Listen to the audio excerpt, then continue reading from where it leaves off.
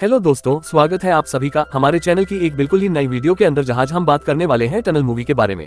तो कहानी शुरू होती है और हम विक्टर नाम के आदमी को देखते हैं जो एक पेट्रोल पंप पे रुका हुआ है। अब वो वकर को हाफ टैंक भरने को कहता है, लेकिन वो फुल कर देता है, जिसकी वजह से वो उस पे गुस्सा होने लगता है। लेकिन बाद में वहाँ का मैनेजर आके बात को संभाल लेता है और उसे पेट्रोल के पैसे भी नहीं लेता। बाकी उन पैसों से वो उसे 2 पानी की बोतल दे देता है, जिससे कि दोनों का फायदा हो जाता है। अपने काम के लिए निकल जाता है और रास्ते में उसकी वाइफ रुआन का कॉल आता है, जो उसे कहती है कि तुम कब घर आ रहे हो। रूबी वेट कर रही है। दरअसल आज विक्टर की 6 साल की बेटी रूबी का जन्मदिन है, पर उसे प्रेजेंट में एक पेज चाहिए था जो विक्टर को बिल्कुल भी पसंद नहीं है। इसलिए वो उसके बदले में कुछ और देने की सोच रहा है और इसके बाद विक्टर अपनी अगली डेस्टिनेशन के लिए निकल जाता है। विक्टर प्रोफेशनल से एक कार डीलर है। वो जिसका कार में बैठा हुआ है वो भी किसी और की है, जिससे वो डिलीवर करने जा रहा है। अब रास्ते में उसे वही इंसान का कॉल आता है जिसे बात करते हो। वो एक नई बनी टनल में होते हुए जा रहा था। उसके पीछे कोई और भी गाड़ी नहीं थी। वो अकेला उस टनल में होता है और इसी बीच उसे टनल की छत से कुछ आवाजें आने लगती है। ऐसा लग रहा था कि कोई टनल को तोड़ रहा हो। वो उसे इग्नोर करके आगे बढ़ने लगता है और यही उसकी सबसे बड़ी गलती हो जाती है और थोड़ी ही देर में टनल की दीवारें एक एक करके गिरने लगती है और विक्टर के पास इतना भी टाइम नहीं होता कि वो वापस पीछे जा सके। और तभी एक बहुत ही बड़ा मलबे का टुकड़ा उसकी कार के ऊपर गिर जाता और वो उसी के अंदर फंस जाता है। अब जब उसकी आंख खुलती है तो उसके आसपास सिर्फ टनल का मलबा पड़ा हुआ था। वो कार में था इसलिए उसकी जान बच गई, वरना वो मलबे के नीचे ही दबकर मारा जाता। अब उसके कार के आगे ये टनल का सीलिंग फन गिर जाता है, जिससे कि उसकी कार चिपक जाती है। यहाँ से विक्टर के लिए एक नई लाइफ शुरू होती है। उसका असली इम्तिहान शुरू होता है। अगर उसने कोशिश की कुछ नया करने की तभी वो बच पाएगा। अगर भगवान के भरोसे बैठा रहा और कुछ भी नहीं करा तो यही मारा जाएगा। इसलिए वो सबसे पहले 911 पे कॉल करता है, पर उसका फोन उसे काफी दूर होता और बड़ी मुश्किलों के बाद उसे पाने के बाद वो पुलिस को कॉल लगाता है, पर उन्हें विक्टर की बातों पे यकीन ही नहीं हो रहा था। उन्हें लग रहा था कि यह किसी तरह का कोई प्रांत कॉल है। लेकिन जब पुलिस अपनी रेस्क्यू टीम टनल के दूसरे साइड भेजती है तो उनके होश उड़ जाते हैं, क्योंकि पूरा टनल जमीन में धंस चुका था। अब विक्टर बार बार उनसे मदद मांगता और जल्दी ही कुछ करने को कहता है। इसके बाद ये न्यूज पूरे शहर में आग की तरह फैल जाती है।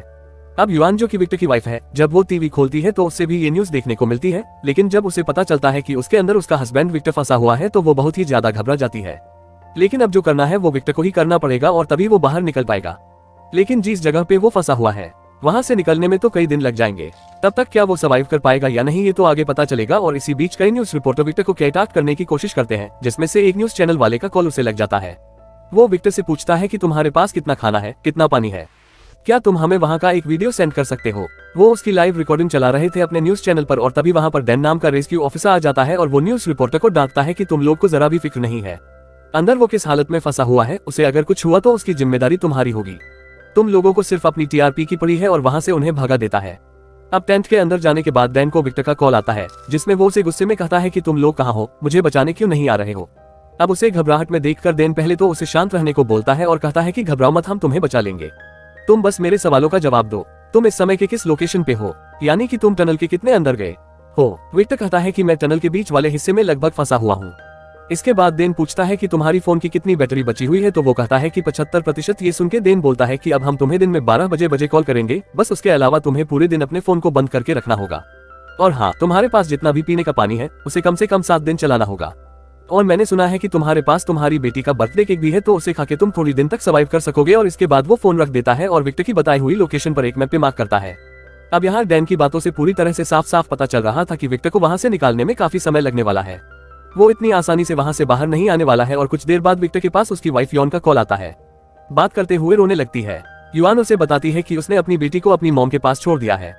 मैंने उसे तुम्हारे बारे में कुछ भी नहीं बताया, पर तुम उसे एक बार बात कर लो।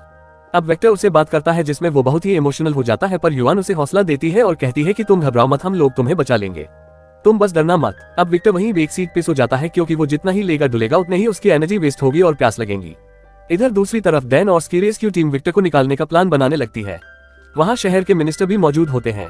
डैनो ने बताता है कि कुछ ही दूरी पर एक और टनल बन रही है।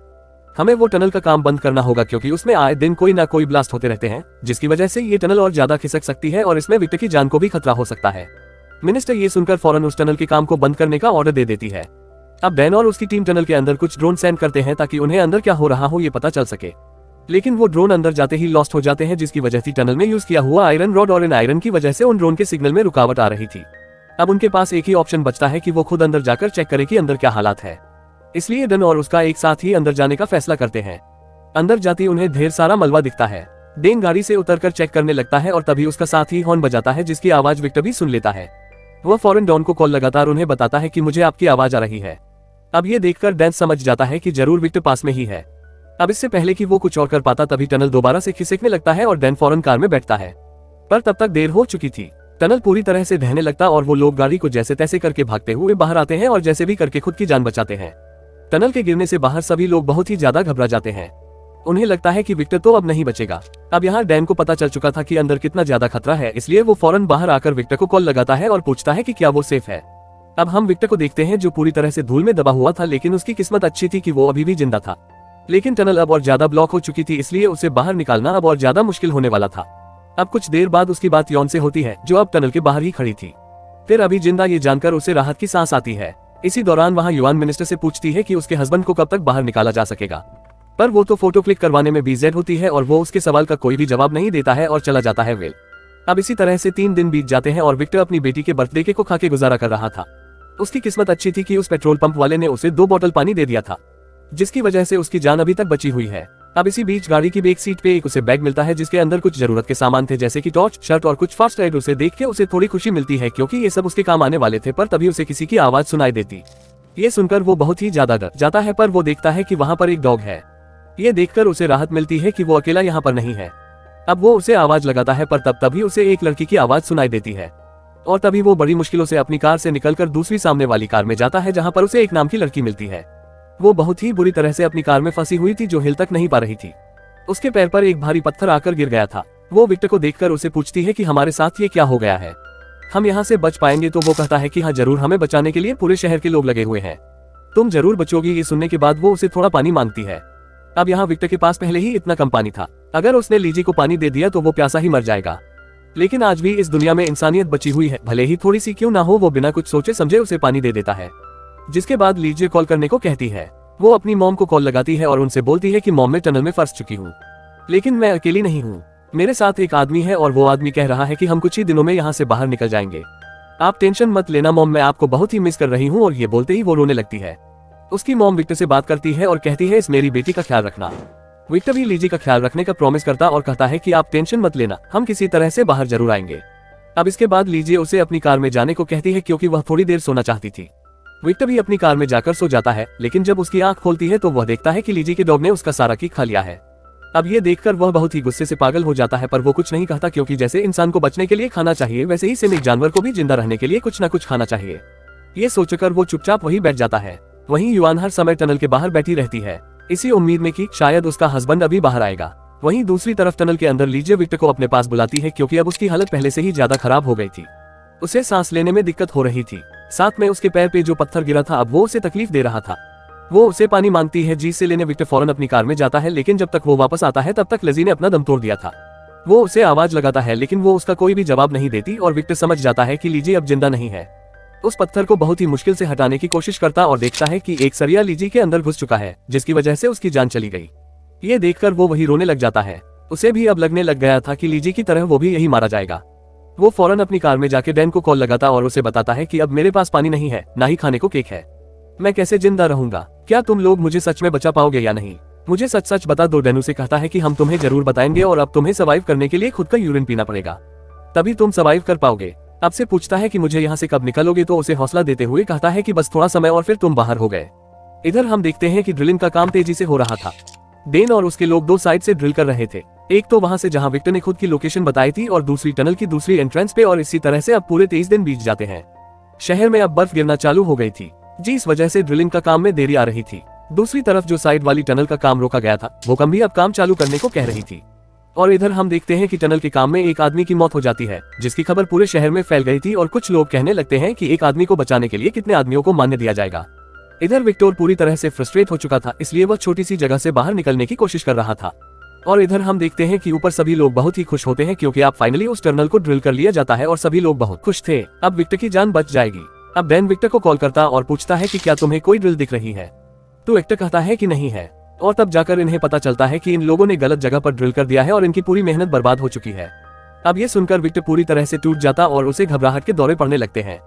तभी यॉन से बात करती है और कहती है कि तुम डरो मत, हम तुम्हें किसी तरह से बाहर निकाल लेंगे, चाहे कुछ भी हो जाए।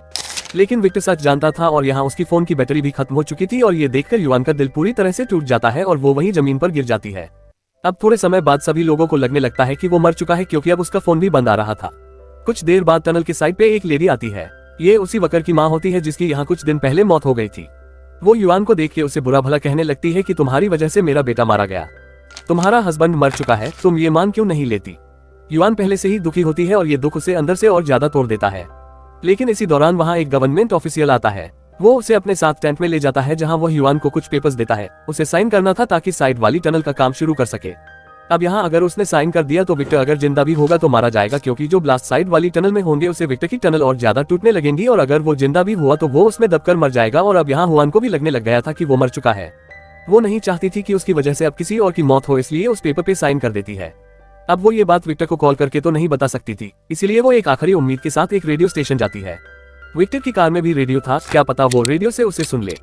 अब यॉन रेडियो पे कहती है कि आई एम सॉरी विक्टर, मैं तुम्हें बचा नहीं सकती।